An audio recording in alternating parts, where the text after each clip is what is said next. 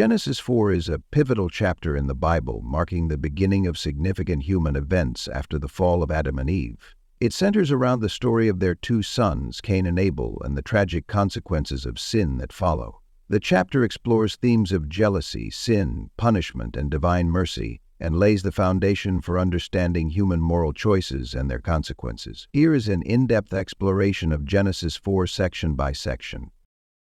The birth of Cain and Abel, Genesis 4 verse 1 through 2. The chapter opens with the birth of two sons to Adam and Eve, Cain, the firstborn, and Abel. Cain becomes a farmer, a tiller of the ground, while Abel becomes a shepherd tending to sheep. The names of the brothers hold significance. Cain possibly means to acquire or to possess, while Abel could mean breath or vanity, potentially alluding to the transient nature of human life. This marks the beginning of human civilization, where individuals engage in distinct occupations that contribute to society. The offerings of Cain and Abel, Genesis 4 verses 3 and 5, as part of their worship of God, Cain and Abel each bring offerings. Cain offers the fruits of the ground, which could indicate the work of his hands and the products of his farming efforts. Abel, on the other hand, offers the best of his flock, the firstborn of his sheep. The text is specific in mentioning that Abel's offering is from the firstborn of his flock, suggesting that Abel's offering is one of the best he has, perhaps a sacrifice that involves faith and devotion.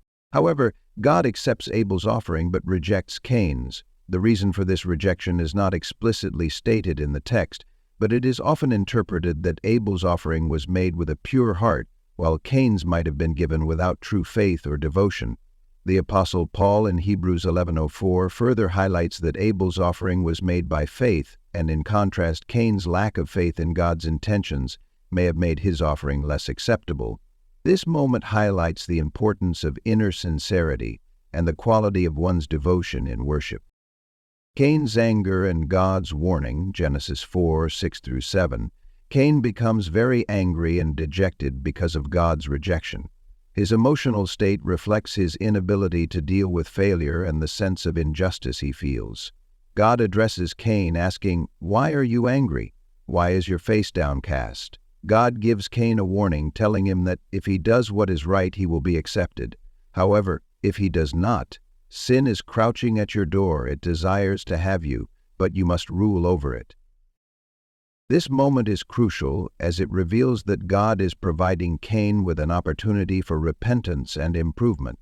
God's message implies that human beings have the choice to overcome sin and evil, but it requires self-control and moral integrity. Sin is depicted as an external force, like a wild animal, waiting for an opportunity to dominate. The choice is Cain's.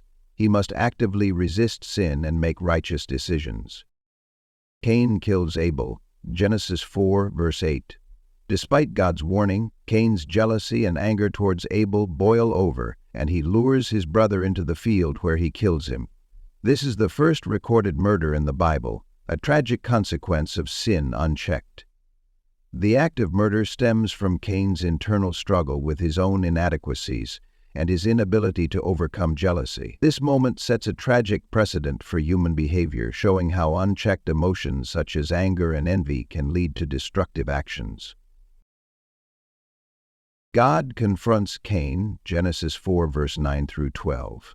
God then calls Cain to account, asking, "Where is your brother Abel?" Cain responds with a lie, "I don't know. Am I my brother's keeper?" This response reflects Cain's unwillingness to take responsibility for his actions and shows his deep moral failing.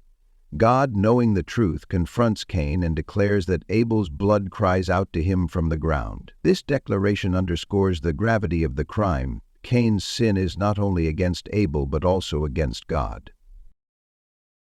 As a result of his actions, Cain is cursed. God tells him that the ground, which had previously yielded crops for him, will no longer do so, making his work in agriculture fruitless.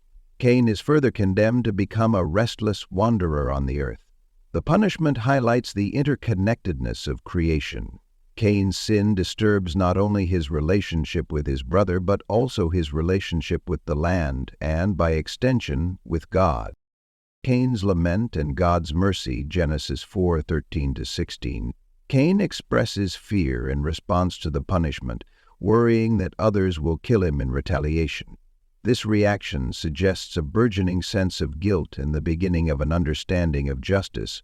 God, however, shows mercy by placing a mark on Cain to protect him, declaring that anyone who kills Cain will suffer vengeance 7 times over. This mark is not explained, but it serves as a protective measure, ensuring that Cain's punishment is not further exacerbated by death. Despite Cain's sin, God's response illustrates a form of mercy. While Cain is justly punished, he is also protected from further harm. This reflects God's ongoing engagement with humanity and his desire to show grace even in the face of judgment. The descendants of Cain, Genesis 4 verses 17 and 24. The narrative then shifts to describe Cain's life after the murder of Abel. He builds a city, which he names after his son Enoch. This marks the beginning of civilization, as Cain's descendants establish a community with various advances in technology and culture. Cain's descendants are noted for their contributions, including the invention of musical instruments and metalworking, and turning spirits into material, and their contributions to the consumption of the earth.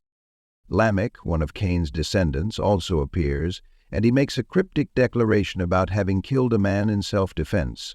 Lamech's speech, which includes a boast about the vengeance he will exact, further reflects the worsening moral corruption in the line of Cain. The birth of Seth and the restoration of worship, Genesis 4:25 through 26. The chapter concludes with the birth of a third son to Adam and Eve, Seth, who is seen as a replacement for Abel. Through Seth, a new line of descendants is established, and it is through this line that people begin to call on the name of the Lord. This marks a return to worship and righteousness, contrasting with the growing corruption of Cain's descendants. The line of Seth becomes the faithful line, setting the stage for future biblical narratives. The chapter also introduces the 2 contrasting lines of humanity, the descendants of Cain, marked by violence and moral decay, and the descendants of Seth, who begin to call on the name of the Lord and represent hope for humanity's future. Ultimately, Genesis 4 reveals both the reality of human sin and the possibility of redemption, setting the stage for the unfolding story of God's relationship with mankind.